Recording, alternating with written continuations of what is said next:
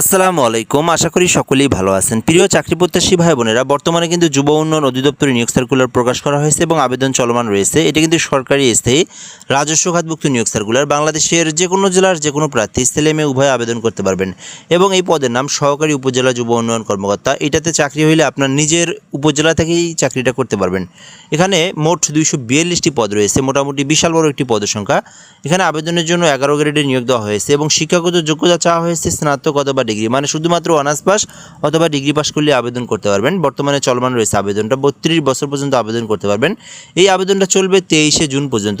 আর আপনারা যারা নিজেরা আবেদন করতে পারেন বা আবেদন করতে চাচ্ছেন, dydteletalk.com বিডি থেকে আবেদন করতে পারবেন। আর আমাদের মাধ্যমে কেউ আবেদন করে নিতে চাইলে আমাদের হোয়াটসঅ্যাপ নাম্বার দেওয়া রয়েছে কমেন্ট বক্সে, অবশ্যই আপনারা ওই নাম্বারে হোয়াটসঅ্যাপে যোগাযোগ করবেন। ঘরে বসে থেকে একদম নির্ভুলভাবে আপনারা আমাদের মাধ্যমে আবেদন করে নিতে পারবেন। আর নিজেরা আবেদন করলে এই লিঙ্ক থেকে আবেদন করবেন। ভিডিওটা এ পর্যন্তই। ধন্যবাদ, ভালো থাকবেন, আমাদের সঙ্গে যুক্ত থাকবেন। আসসালামু আলাইকুম।